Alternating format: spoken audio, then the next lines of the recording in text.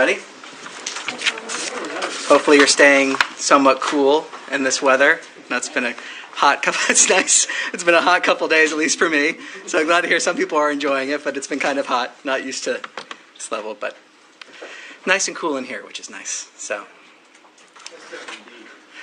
I have a few announcements up top, and then I'll be happy to take some questions. This week, President Trump and Secretary Rubio returned from the historic NATO summit in The Hague, where allies committed to dramatically increase defense and security spending to 5% of GDP. This landmark pledge reflects a generational shift in NATO's posture, ensuring that NATO has the forces, capabilities, warfighting readiness, and resilience needed to deter and defend against all modern threats. This is peace through strength. It's not just about budgets, it's about building real military power, a stronger industrial base, and interoperability to last. As President Trump said, this is a monumental win for the United States, for Europe, and for the cause of transatlantic peace and prosperity. The President's leadership deserves full credit for the reinvigorating NATO and restoring strategic clarity to the alliance. Today, the Secretary announced a new visa restriction policy for family members and close personal and business associates of drug traffickers sanctioned under Executive Order 14059. This will not only prevent them from entering the United States, but it will serve as a deterrent for continued illicit activities. We will continue to use all necessary tools to deter and dismantle the flow of fentanyl and other deadly drugs from entering our country. Tomorrow, Secretary Rubio will host the ministerial signing of a peace agreement between the Democratic Republic of the Congo and Rwanda, right here at the Department of State. This is a significant milestone for peace in the Great Lakes region, and a reminder that peace on paper must be matched by implementation on the ground. As the Secretary has made clear, implementation enables the economic investment and regional stability we all seek. The United States is proud to support this hard-won progress.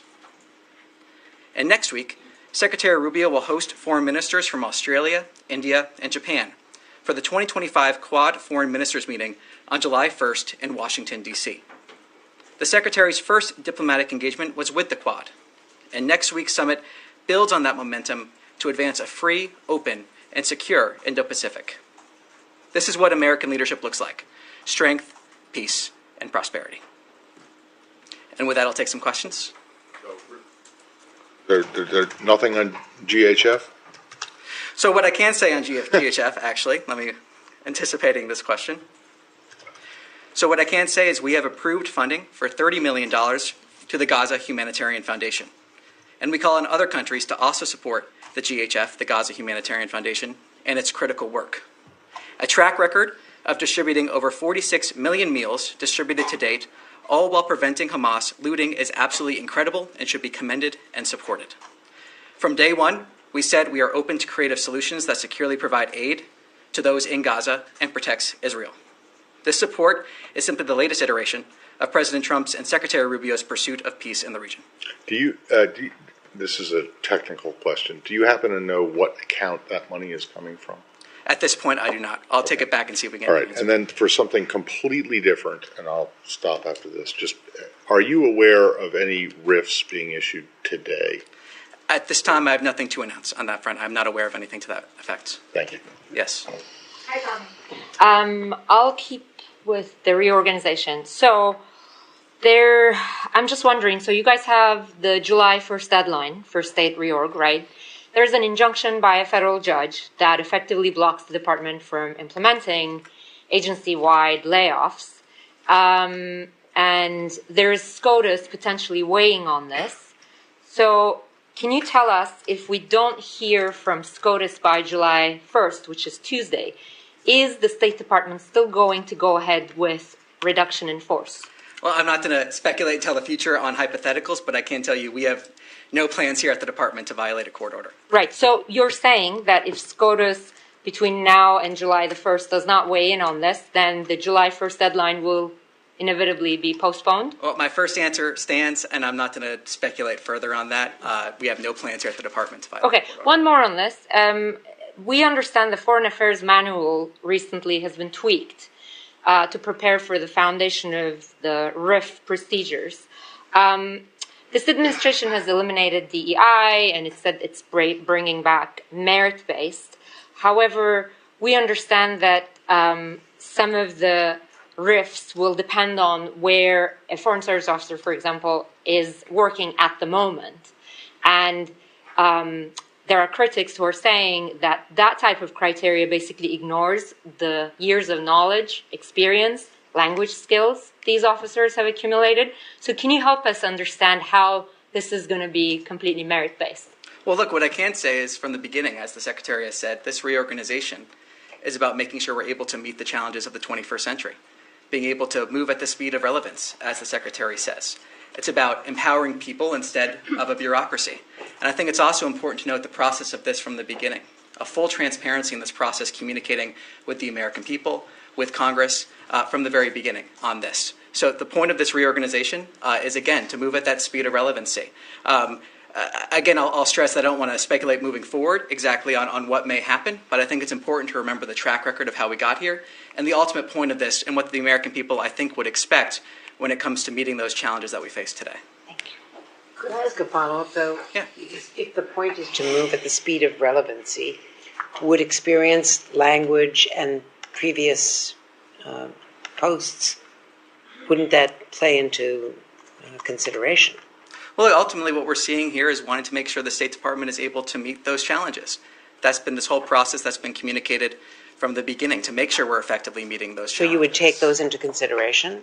Well, I think language proficiency, for instance? Well, again, I don't want to speculate on certain individuals or get too specific on hypotheticals.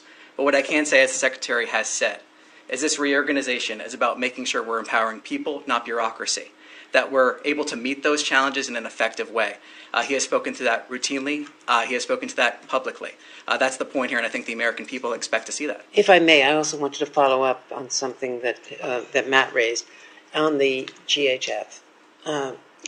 There's been a lot of criticism, almost universal criticism, from the Arab world, from the UN and others, about the distribution process, or limited sites in southern Gaza, no access in northern Gaza, the deployment of IDF troops, monitoring access in violation of certain international norms and the Geneva Conventions.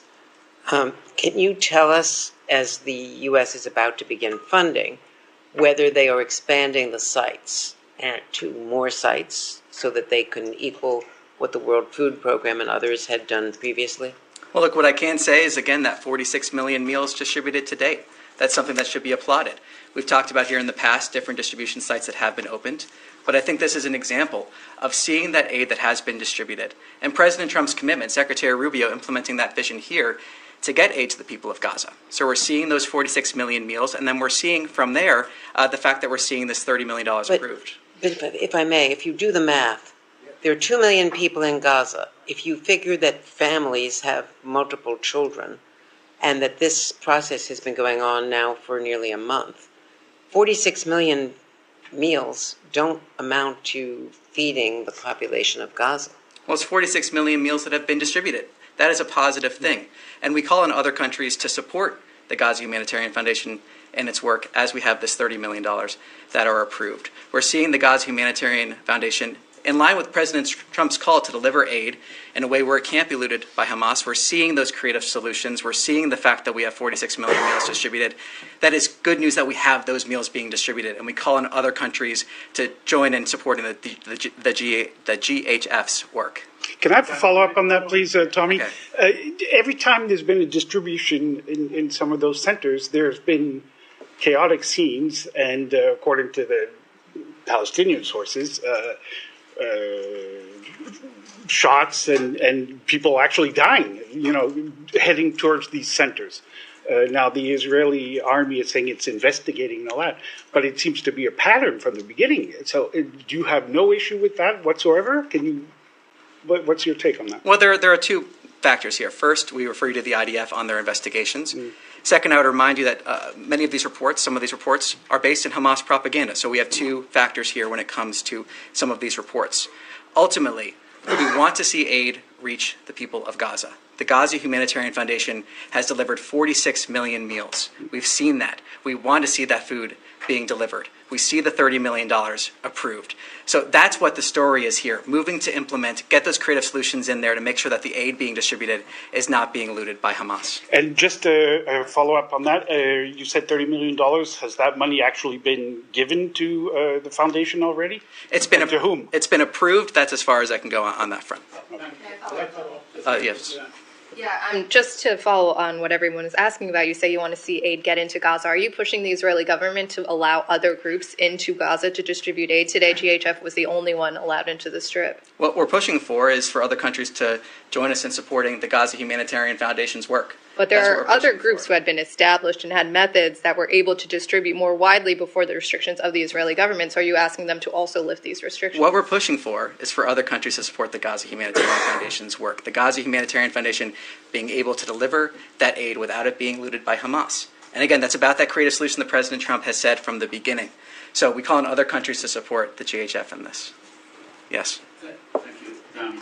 To follow up, I'm sure that 46 million meals are very good, and the Palestinians appreciate that. But that, as Andrea said, that translates to about 20 meals per person over a period of a month, because it's been a month since they started this thing. So there are only like 4 centers. So are there any plans to expand these centers to make more openings, more entry points and so on for aid and all these things? Because Gaza used to receive 1,000, maybe a couple thousand trucks of food a day. So the situation is very dire. So I don't have anything to preview in terms of future plans here. I'm not going to get into that here. I can say what we've seen in the past is distribution sites opening. We've seen a ramp up of the meals being delivered. And I think, again, the story here is 46 million meals being delivered to the people of Gaza. That is the story here. Right. But just if I may, one more. I may follow very, very quickly. Yeah, but also it has been a death trap. I mean, everybody is documenting that Palestinians are being killed at these centers and so on. Many of them are afraid to go. There's a looming disaster. I mean, are you talking to the Israelis? Are you urging them not to be trigger happy and confronting very hungry people who are so desperate that they're probably grabbing stuff and so on? Well, I answered your question earlier, but I think it's also important to recognize that Hamas bears sole responsibility for this conflict, as has been stated from this podium several times by spokesperson Tammy Bruce. The fact that we're seeing Hamas act in certain ways, and really in barbaric ways, that they've continually done that. So Hamas bears sole responsibility for this conflict. And again, the story here is the 46 million meals that have been able to be distributed to the people in Gaza during this time, and the fact that we're encouraging other countries to also support the Gaza Humanitarian Foundation. Yes. Thanks, Tommy. Sticking on the JHF, do the Americans plan on playing, other than the role of a benefactor here, any other role in terms of management, in terms of security? There were 8 Palestinian GHF contractors that were shot dead, last week. What is the role here, other than here's cash? Well, look, fundamentally, again, we wanted to make sure we get those resources in a way that helps deliver that food, helps deliver that aid. I have no further details for you at this time. We may have more details in the days ahead. But ultimately, this is about those 46 million meals and trying to get more aid into Gaza in the sense of that $30 million that's been approved for the Gaza Humanitarian Foundation. Special Envoy Witkoff stressed moving forward with the Abraham Accords. President Abbas wrote a letter to President Trump, basically, congratulating him on the Iranian ceasefire, expressing his desire to move forward with the peace process here. I'm trying to figure out, because there's been almost no discussions between, at least publicly, between the State Department and the Palestinian Authority. I know Tammy always says just because you don't see it doesn't mean it's not going on. But where if Hamas is going to be out of the picture, maybe Arab countries don't know where it's going. What is the State Department's vision for future Palestinian Authority involvement in the region? What is the vision? What is the policy? Well, right now, what we're looking at is trying to get a ceasefire. That is our focus. Our focus now is the ceasefire we need to see.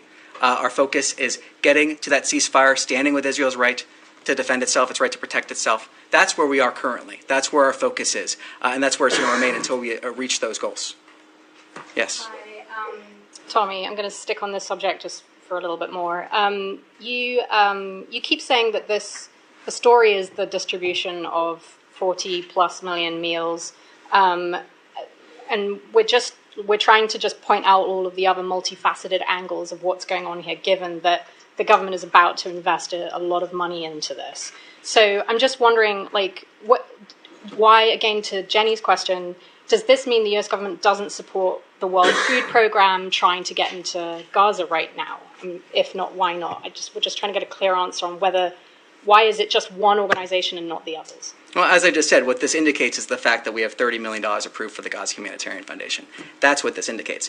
We've also seen the Gaza Humanitarian Foundation, as I was saying, been able to deliver aid in a way that is not being looted by Hamas. The story here, again, as I've said, as you pointed out, is that 46 million meals. That's the story here, and the fact that we're encouraging other countries to step up and support this. The President's been clear. He's been looking for those creative solutions to get aid into Gaza. This is one of those indicators showing a follow-through on that commitment from Secretary Rubio here implementing that vision at the State Department. And I don't know, sorry, if I could just have one more. I don't know if you've seen, in the last couple of weeks, there was an American security contractor who used to work for the organization. He wrote his experience in ZTO, and he described how the contractors, the Americans going to work for the Gaza Humanitarian Foundation, were themselves not getting enough sleep, not getting enough to eat. He describes how some of the contractors were picking up food from the ground, food that was supposed to go to the Palestinian people.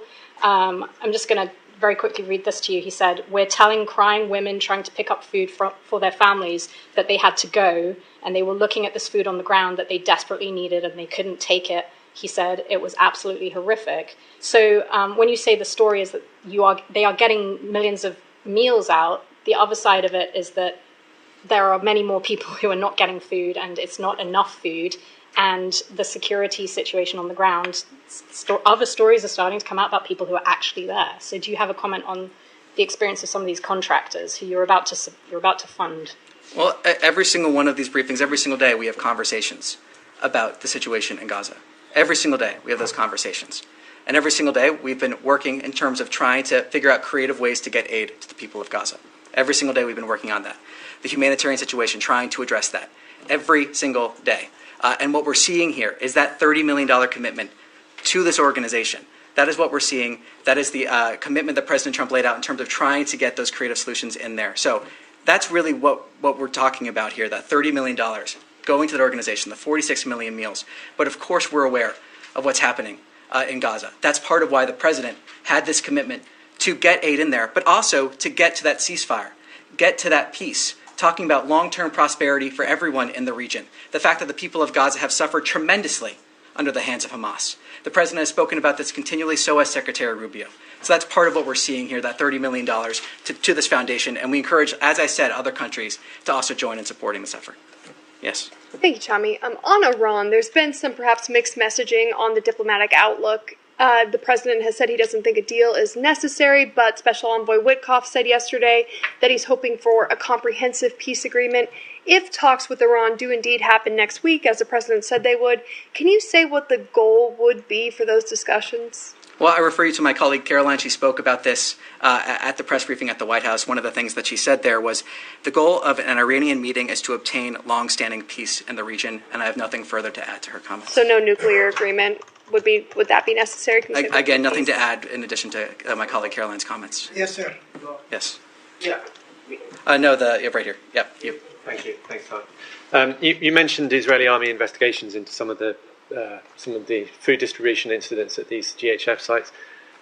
On June 2nd, Ambassador Huckabee attacked the press for reporting on some of the scenes of chaos and bloodshed, and he said that all the meals back then initially had been distributed smoothly and with, quote, without incident.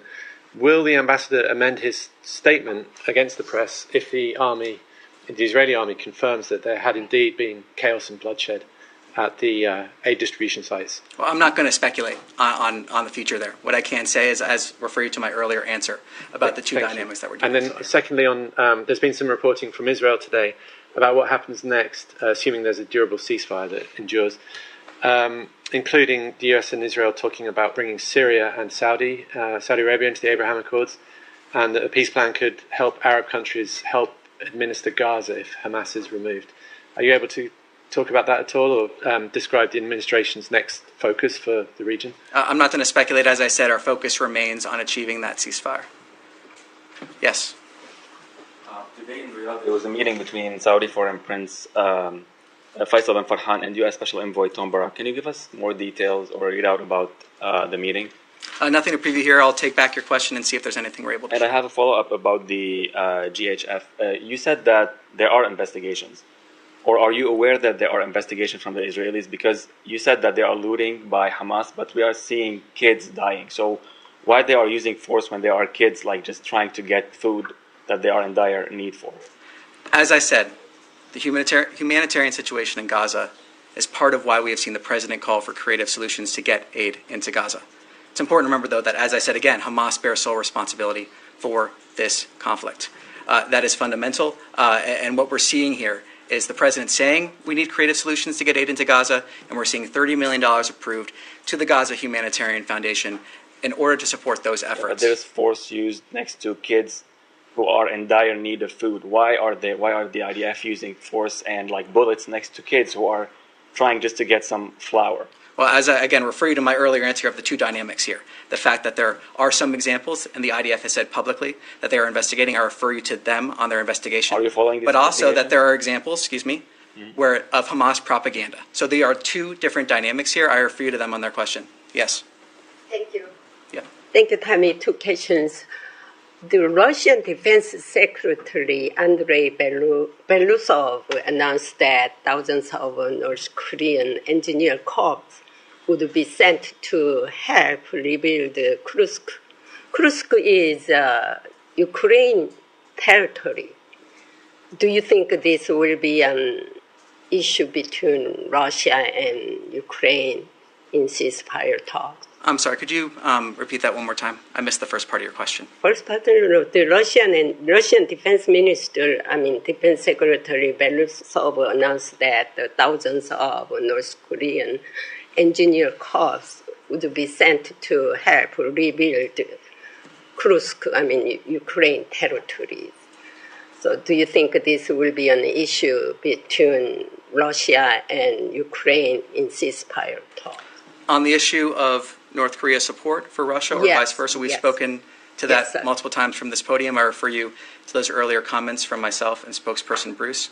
As the president has said many times, we hope to see that ceasefire, that long peace. We've been working for that, engaging with that. Ultimately, it is up to the parties in order to reach that. One more.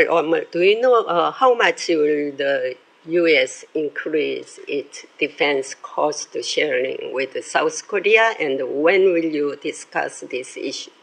Let me take back your question and see if we can get some further details for you. Somewhat related to that, can I just ask a logistical thing? And just very quick. You mentioned the Quad meeting that the Secretary is going to be hosting. Yes. He is still planning to meet with these foreign ministers individually before the Quad meeting, right? I'll see what we're able to read out. At this point, I can confirm the Quad meeting, but I'll see if I can get you more details on that. Thanks. Can I go to Africa? What you asked, what you talked about at the beginning. Mm-hmm. What exactly is being signed tomorrow? Because Nobel Peace Prize winner Denis Mukwege said that this peace process has been opaque, non-inclusive, that this deal rewards aggression. He's been very critical of this, so I'm wondering what exactly is being signed here. Also, first of all, as you mentioned, tomorrow Secretary Rubio will host the ministerial signing of the peace agreement between the Democratic Republic of the Congo and the Republic of Rwanda right here at the State Department. There are provisions on respect for territorial integrity and a prohibition of hostilities, disengagement, disarmament, and conditional integration of non-state armed groups, establishment of a joint security coordination mechanism that incorporates the CONOPS of October 31st, 2024, facilitation of the return of refugees and internally displaced persons, as well as humanitarian access and a regional economic integration framework. So, though I would stress also what was mentioned in my topper, that it is with implementation of this agreement that the economic investment and development we all want to see will be possible. So you talk about regional framework, but this is just between two countries, and there are a lot of countries involved in this conflict. Well, I think ultimately, again, to refer you to the comments I just had there, there'll be more information as we approach the day itself. But this is good news. This is good news. This is a fantastic achievement. We're proud to support this effort, and we applaud this effort. Yes. So I have two questions on China. One is that China reportedly it's tracking down its rare experts and seizing the passwords. Can you please confirm that? And secondly, as the State Department increases scrutiny on the student visas of foreign students, particularly from China, I'm wondering if the department has concerns about the Chinese student associations in the U.S., given their ties to the Chinese consulates, and they have been described as a tool to extend Chinese influence. So on your first question, I'll take that back, see if we can get you some details on that. On the second, on student visas and on our visa policies here in general, what I can say is that every single visa decision is a national security decision, and that's something that Secretary Rubio takes incredibly seriously. And I think it's the American people want that to be taken seriously, the ability to properly vet certain rules, regulations. Every single visa decision is a national security decision, no matter who you are applying for a visa. And that's, like I said, something the Secretary takes very seriously. So that's all for today. Thank you very much. Appreciate it.